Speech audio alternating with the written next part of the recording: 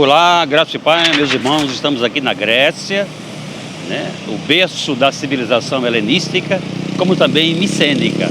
Né, estivemos andando por diversos espaços, né, da história, lá no princípio de tudo, e queremos fazer uma analogia, uma certa comparação entre a ciência, a cultura, né, a pujança da sabedoria humana, né, que é a terra de Aristóteles, de Platão e de Sócrates e tantos outros filósofos.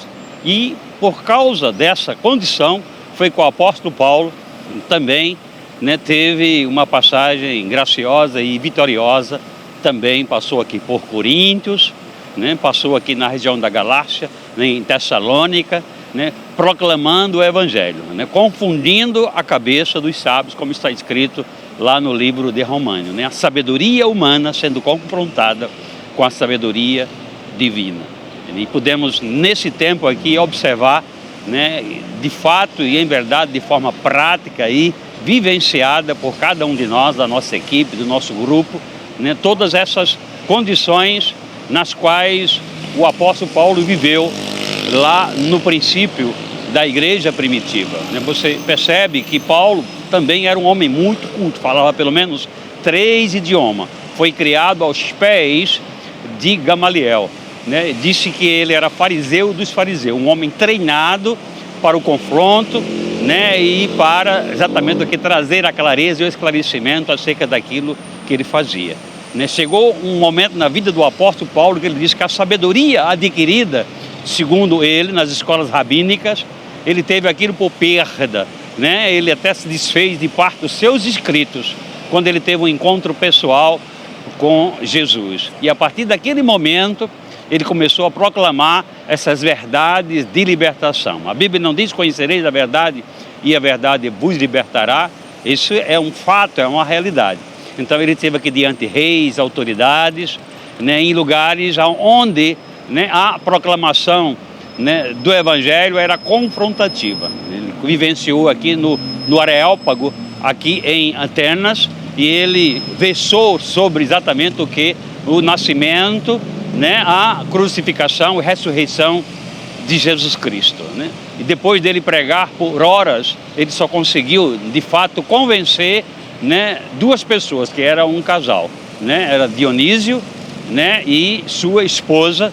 Né, eles foram tocados por aquelas palavras, né, e aceitaram ao Evangelho. Então a gente precisa entender que muitas vezes a sabedoria, quando ela vem no extremo, ou a sabedoria adquirida, ou a sabedoria humana, ela nos distancia exatamente, ou ela provoca em nós um distanciamento das bases alicerçares do Evangelho, ou da sabedoria divina. Então muitos, né, que ingressam por essa... Nós não estamos de forma nenhuma desconsiderando, né, que o homem em si ou a mulher em si não deve se preparar. É um fato, é uma realidade. Mas tudo tem que ser feito em equilíbrio. Né? Vemos aqui, né, o quanto Paulo foi útil, né, nas suas pregações na igreja aos Coríntios, né, que era exatamente banhada por 2 mares, né, o mar Egeu e o mar Jônio. Né? Estivemos lá em loco e verificamos, né, o quanto ali era estratégico, né, para que o Evangelho pudesse avançar e alcançar, né, o Ocidente, né, porque, né, o Corinto estava banhado por 2 mares e também estava, né, incrustado numa região geográfica onde se fazia, né, o comércio, né, em 2 portos diferenciados. Então pessoas do mundo inteiro, sábios, né, daquela época, né, precisavam ser e foram de fato influenciados pela pregação do Evangelho. Paulo mesmo disse: eu não tenho a minha vida por preciosa, contanto que, né, eu, né, possa ser, né, visto da parte de Deus como alguém que pode pregar ou manifestar o Evangelho. Em 1 Coríntios capítulo 9, né, Paulo também faz uma relação. E sai de mim, né, mesmo agora, ele agora nesse estágio, né, de um relacionamento mais íntimo com Deus, né, na sua dispensação, dentro da sua geração, ele diz: olha, há de mim se não pregar o Evangelho. Eu tenho que fazer de sábio para com os sábios, de simples para com os simples, e fazer de tudo para com todos, a fim de que poder alcançar o máximo que eu puder alcançar. Então aqui nós vamos, né, exatamente deixar essa né, essa mensagem para você, de que tudo no reino de Deus deve ser feito com equilíbrio. Devemos crescer dentro da nossa área profissional, da nossa vida intelectual, mas sempre, né, na condição de que a prioridade ou as primazias, aquilo que nós devemos conter na nossa vida, deve ser por parte do Evangelho. Então, eu agradeço, um abraço, que Deus abençoe.